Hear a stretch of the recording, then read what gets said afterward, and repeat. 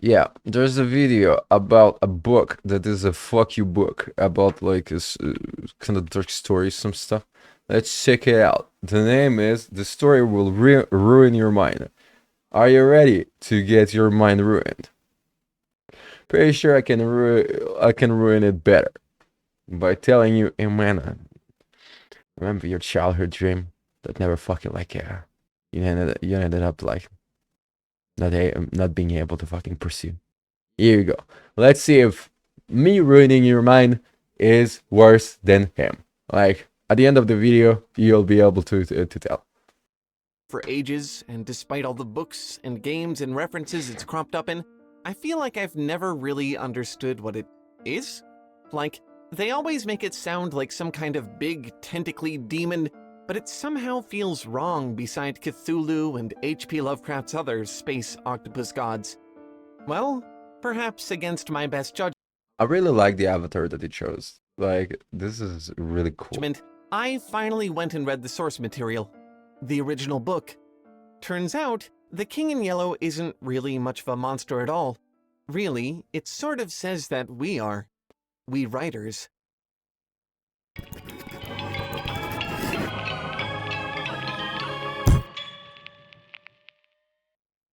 In case you didn't know, until the end of the month, we're giving away free Tayloid keychains to everyone who joins our Patreon at the $10 tier.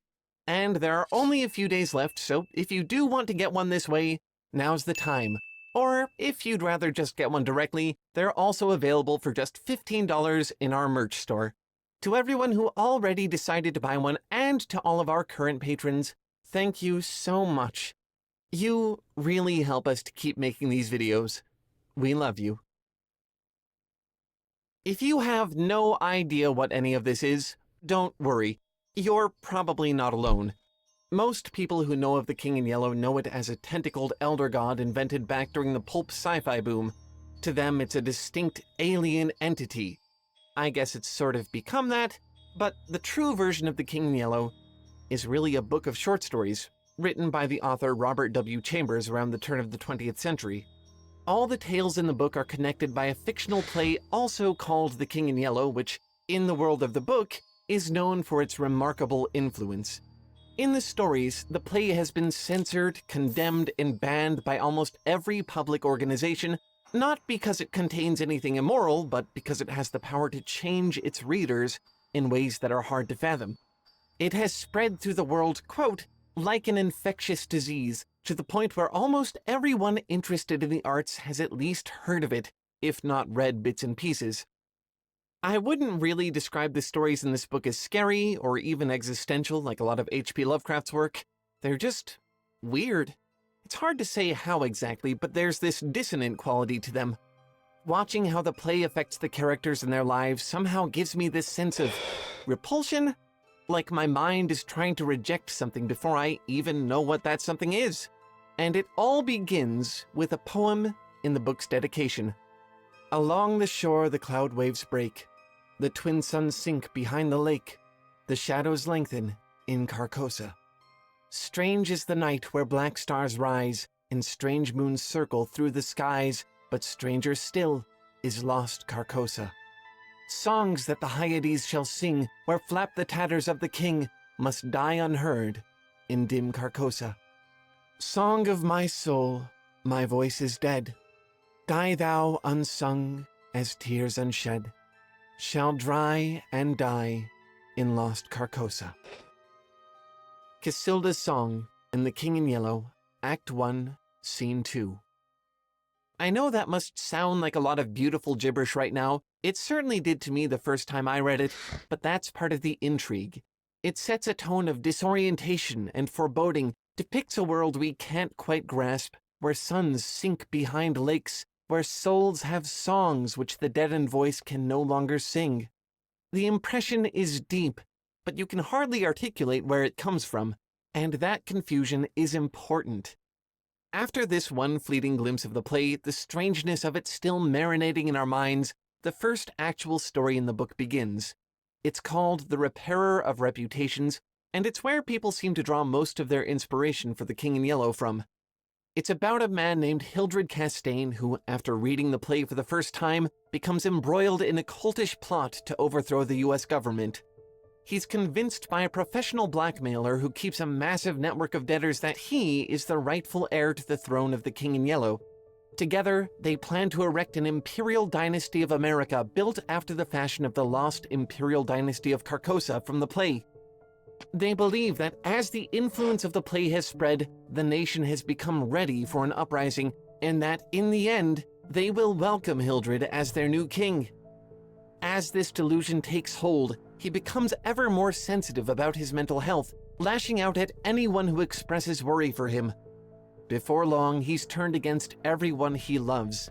He's even willing to have his own cousin killed because he believes the man to be before him in the line of succession, and thus the one thing blocking the way to his promised kingdom. Of course, this all ends in tragedy for our deluded hero. The sad coup, engineered by minds fractured and perverted through study of the play, inevitably unravels at the seams. As the authorities take him away to the asylum, he experiences one final moment of tragic clarity and shouts to his baffled cousin, "Ah, I see it now! You have seized the throne and the empire! Woe! Woe to you who are crowned with the crown of the King in Yellow!" A bit of an about-face there to go from wanting to be the King in Yellow to crying out the woe of anyone who is crowned the king. But this theme of ruination in the promised paradise is one we're going to see play out over the course of the book. Speaking of which, the second story, and my personal favorite, is called The Mask. It's shockingly romantic for something so grim, but before it starts, it also gives us one of the only other excerpts from the play itself that we ever get. Camilla: "You, sir, should unmask." Stranger: "Indeed." Casilda: "Indeed, it's time. We all have laid aside disguise but you." Stranger: "I wear no mask." Camilla, terrified, aside to Casilda: "No mask? No mask!" The King in Yellow, Act 1, Scene 2. Hold on to that. You really needed to understand this one. The story is one of longing and change and destiny. Alec is an artist with a circle of friends that he treasures above all else. One of them, Boris, is incredibly wealthy, living on a grand estate and funding novel experiments in the fields of art and chemistry. He even finds a new element that, in its liquid form, can turn living things into beautiful rose marble statues almost instantly. Another of Alec's dear friends, Genevieve, is the love of his life, but she's also Boris's lover. For all of their sakes, Alec does his best to be supportive of them in their relationship, pretending that it doesn't pain him. He calls this effort his mask, and it reminds him of the pallid mask from the play. Just like in the excerpt, he feels that the mask has stopped being a mask and become a part of him. Over the course of the story, as it becomes clear that his friends have also read the play, fate seems to reshuffle its hand for him. Genevieve throws herself into a pool of Boris's statue-creating fluid because of the agony of her repressed love for Alec. Boris takes his own life and leaves his entire estate to Alec. Another of his friends travels abroad and becomes possessed with the idea that Alec is someone of terrible importance, rushing back to see him. And finally, it's revealed that the effects of the statue chemical do not last forever. Genevieve returns to life, and with no obstacles between them, she and Alec, at last, find their love. The impression is one of a prince coming into his inheritance. As Alec dons the mask and at last becomes one with it, he takes the role of the interloper in that excerpt from the play we read earlier, the one we would assume to be the King in Yellow. And leaving behind a trail of madness and death, his world seems to rush the crown onto his head. The third story is quite a bit simpler than the first two, but it's also very important. It's the only one that actually seems to embrace the entity of the King in Yellow rather than just the influence of the play. But even then, the king himself seems to be more of a symbol than anything. The story is called The Court of the Dragon, and it follows a man who, having read the play, seeks the comfort of a familiar church house. But something is wrong. While So it's kind of like this Necronomicon, where it's similar to the Necronomicon in H.P. Lovecraft novels. People read the Necronomicon or find influence of the Necronomicon or the play of the King of in Yellow, and something start happening. This is interesting. It's just like, I think that, like, if it's not pointed out, if it's not explained, you like, it's kind of strange the way he talks about the story. Like, so this is similar to a cursed book, that a cursed play that changes people's life. The pastor gives a decidedly strange If you are willing to, if you are really depressed and want to ruin your life, like, there's a purity cursed play that you can read. Don't say it's for me. sermon on how nothing can harm the soul, the organ music becomes dissonant, disturbing, almost nausea-inducing. When the man looks at the organist to see who would play such a tune, he finds himself met with the most hateful gaze he's ever experienced. He hurries out of the place, but the strange, pale organist follows him into the night, stalking him all the way home. He's gripped by the notion that somehow this man is death itself, and that there is no escape. When he's finally captured, he is not killed, but spirited away to another world, the ruined land of Carcosa, where the towers rise behind the moon and the cloud waves break, the awful abode of lost souls.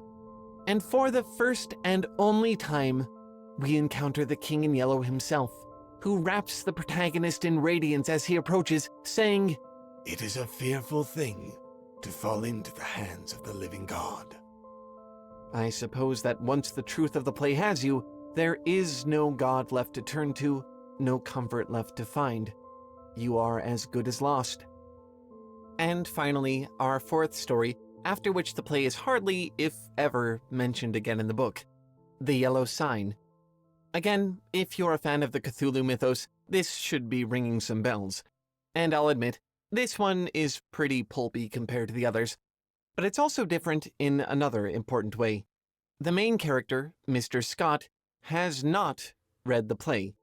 In fact, he's sworn it off entirely, knowing how it's influenced people like the late Hildred Castaigne, who was his friend. But the play is very insistent.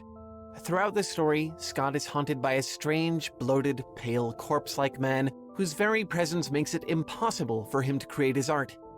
At the same time, he and his lover are both plagued by dreams of his death. One night, not knowing what she's done, she brings him a brooch she's found in the street. It bears a strange yellow symbol which belongs to no known language of man. And as if this were an invitation, the King in Yellow suddenly appears in Scott's library.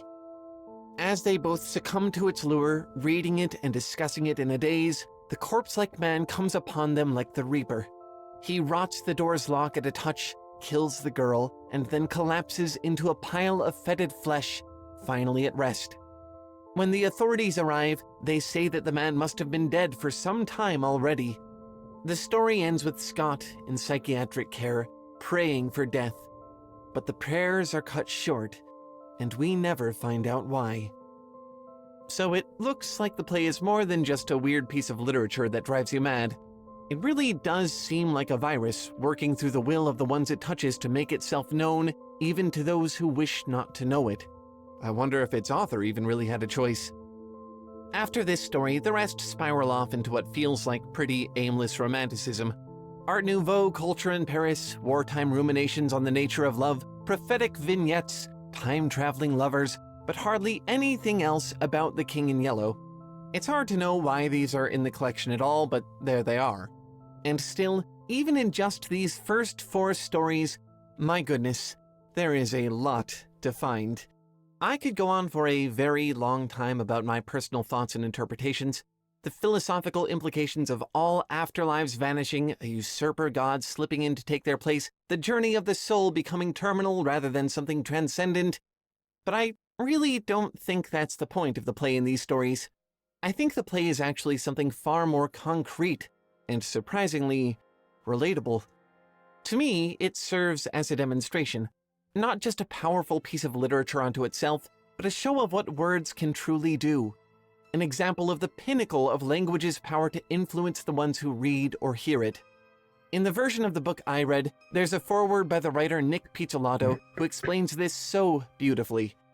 The idea of magic words has always felt misunderstood to me. The magic is not in the words themselves or any particular word because they are, after all, empty vessels. The magic is only ever using the right words in the exact right way. The secret knowledge lies in arranging, say, the 26 symbols of our English alphabet into a configuration which reliably produces an intended effect upon the audience, perhaps and even especially against that audience's wishes. Configurations most commonly categorized as story, poem, lyric, or play. Then there's no end to the capabilities of language and its power over human beings, its ability to engender the most overwhelming emotional states. Put words to music, and the entire world can move. We writers know this. We're almost obsessive about it, always searching for the right words, trying to create the perfect effect. It's our way of working true magic, and we can be so wrapped up in it, we don't stop to consider the unintended consequences. Think of the play. Think of its dark, corrupting message. As readers, we don't know what that message actually is, only that it wants to spread. I don't think that's particularly unique.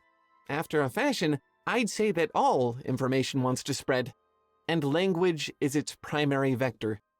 Be careful what you release into the world. You aren't responsible for what people take from your work, but you are responsible for what you give. Love your art enough not to make it a vector for falsehood, evil, hatred. Love your words enough to choose them well. And that would be where the video ends, except I have more to say. There's a whole missing section of this video about my interpretation of the play itself. I discussed the original short story that inspired it, as well as some references to mythology to figure out what it actually may be about. It's a little beside the point and very speculative, so we ultimately had to trim it for time, but I couldn't quite let it all go. I had to keep a full version of the video out there somewhere. It seemed right. Thankfully, there is a place where we can share that stuff, where we don't have to worry about streamlining our content so it's a perfect fit for attention spans and algorithms. You can watch it over on our creator-owned streaming platform, Nebula.